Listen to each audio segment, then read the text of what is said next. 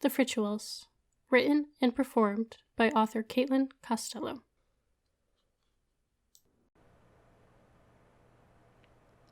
Chapter 33. Shauna. I pop my eyes open once I am sure that the elf sent to watch me has finally left the room. I jump up from the bed that I have been confined to for the past few days and feel my head spin. Magick has had to bleed me to get the poison out of my system. I'm grateful that I'm better, thankful to be alive, but I really don't like how weak I feel. The weakness is what has confined me to the bed for the last 2 days. I grab the door frame to steady myself as the ground ripples beneath my feet. "Shauna, what are you doing up?" Paulo asks, catching me from the corner of his eye. I can't help but groan. Every time that I have gotten up from bed, Paulo has caught me and sent me back to my little room. He's like a goody two-shoes big brother who won't give me a break. "Paulo, come on. I'm going stir-crazy in there. Please let me sit out here with all of you. We have things we need to plan and get ready to do." I advance into the room and plop into a chair at the table where he sits. I may have moved too quickly, but I do my best not to show it. Besides, I am really hungry. Not chicken broth. Food. My stomach growls to reiterate my point. "You are such a pain. Do you understand how scary all of this was? You could have died. You almost did." I put my hand still wrapped up in bandages. "Paulo, believe me, I know. I don't think I could ever forget. I have multiple scars from it. But think about it. This was week 1. We have so much to do. Tomorrow could be your day to almost die. This isn't going to be easy. We all know the risks." I grab a pear from a bowl of fruit on the table and take a big bite. Now I am starving. Those herbs that Amicus used just burned through my system. Paulo sighs. "I'll tell Amicus you're up and see what we can do. You missed lunch by just under an hour. I'll see if they have some leftovers." Paulo leaves, glancing over his shoulder as he does so, making sure that I stay rooted in the chair. "So he finally let you out of your room?" Lyra asks. "Sort of." I smile. I sort of put my foot down, take another bite of pear, and look at the girl in front of me. She is much older than me. I know that without a doubt. I can't remember just how much older. My memory still has holes. I could have sworn that Paulo is the younger of the two. She is just a bit older and wiser, more knowledgeable in the ways of the world. "I suppose I should thank you," I say softly. "Why would you need to thank me?" Lyra asks. "I should be the one thanking you. You've done so much for me already." "What? How have I done anything for you? All I have done has been poisoned and almost die. You, on the other hand, have done so much for me. You helped Paulo rescue me, then knew where to go. Amicus may have been the one to administer the drug that saved me, but it wouldn't have mattered if you hadn't helped me to get here. You saved me. I owe you my life twice over, really." Lyra nods, accepting the claim. "My friend, you have more to your credit than you know.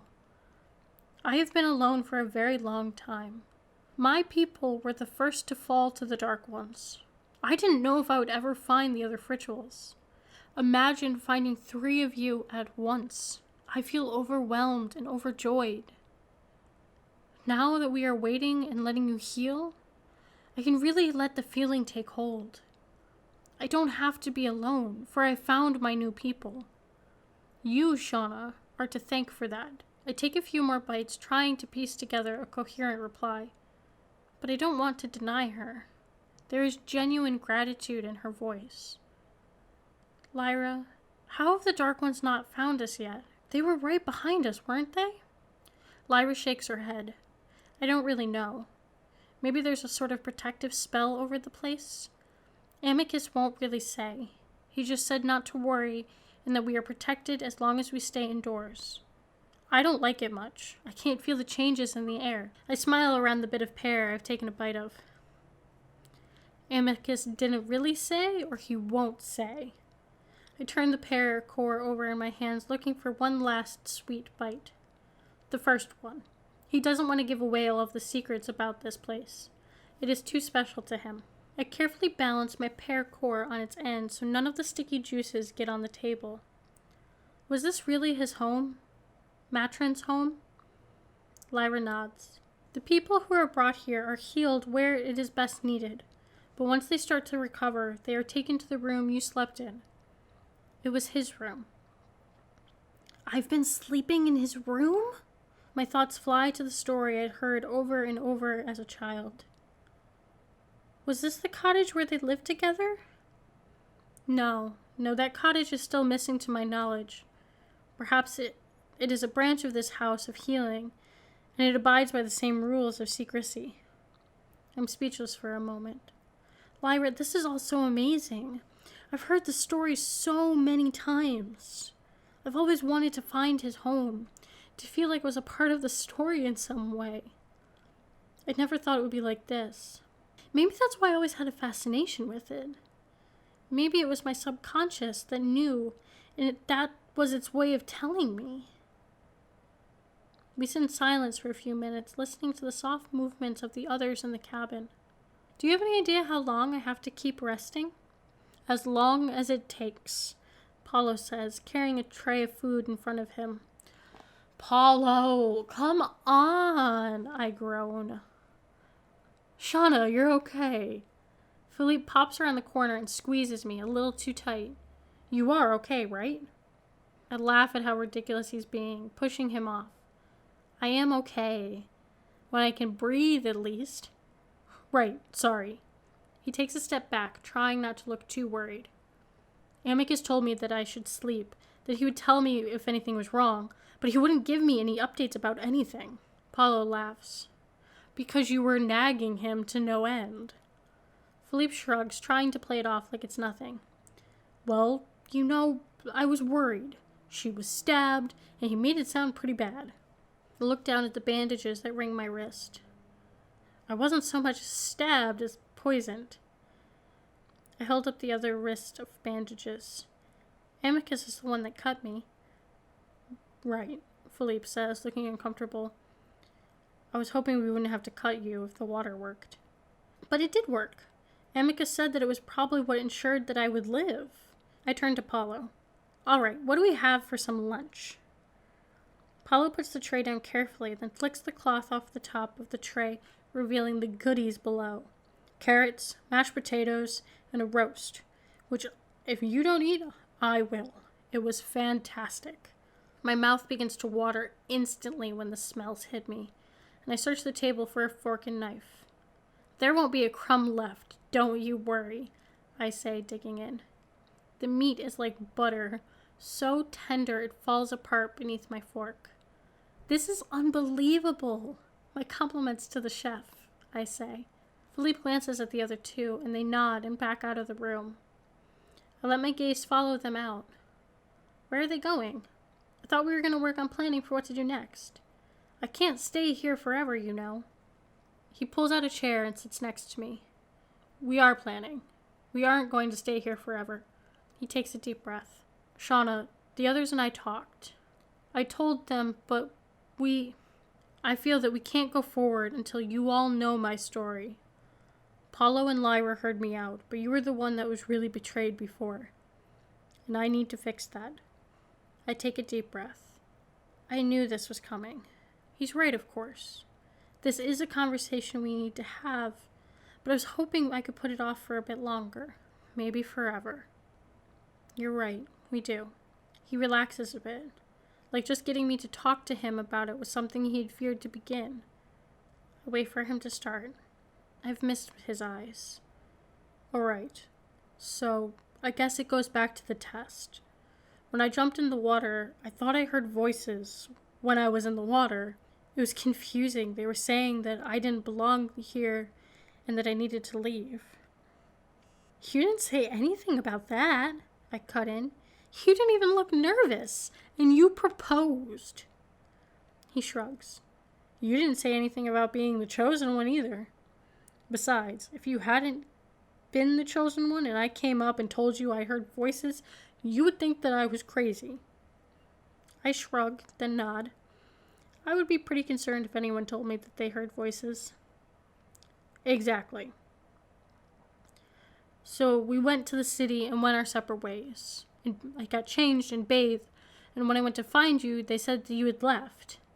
I thought that was odd because we were going to go explore together, so I went back to my room.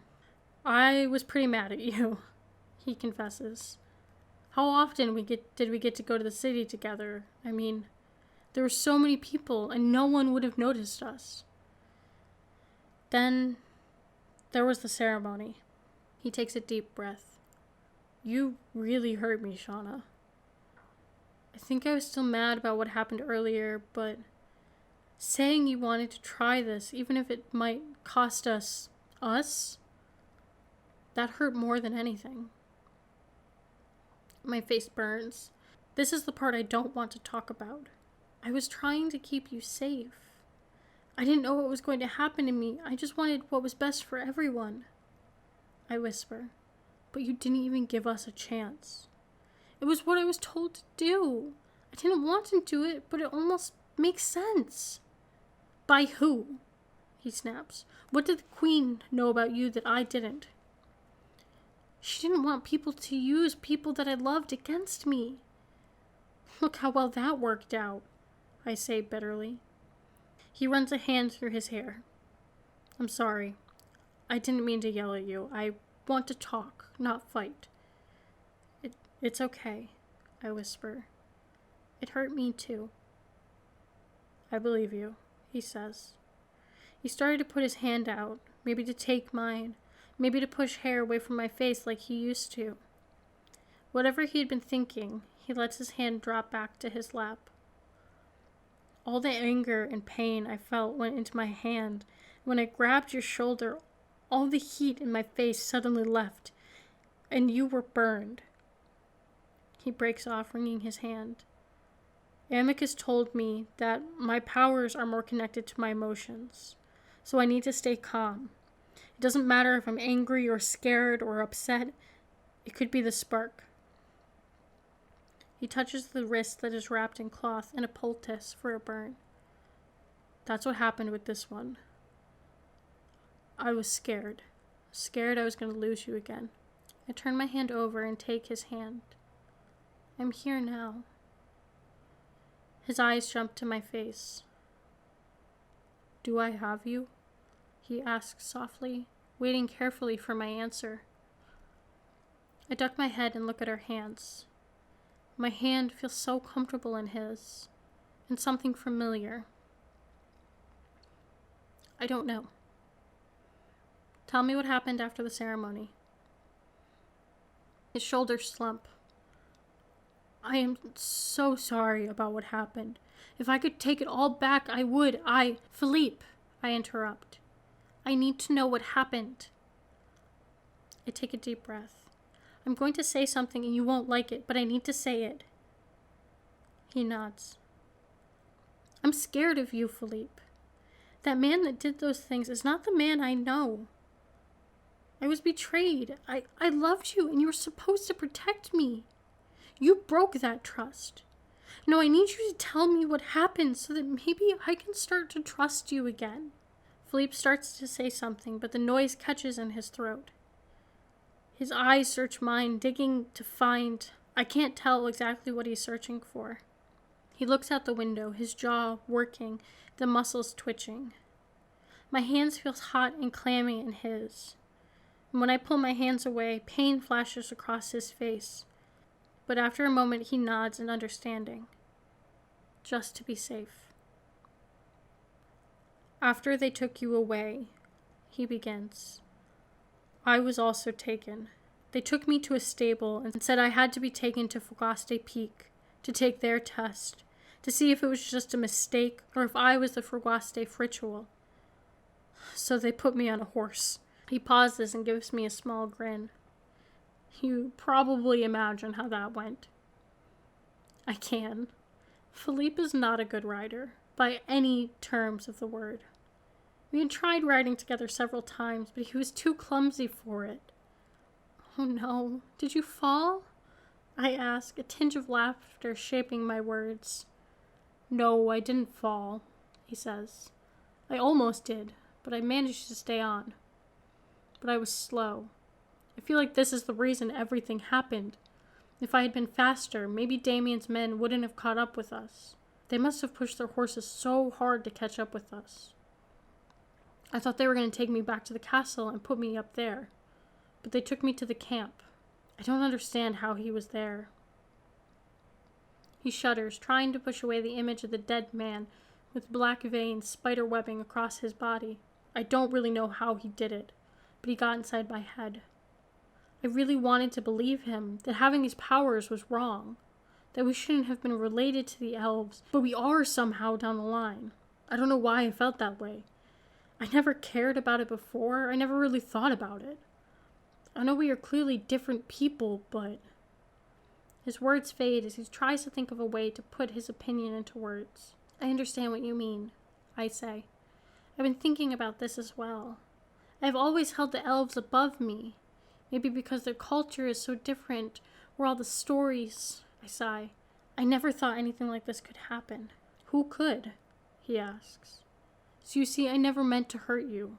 Ever. I would never try to hurt you like that.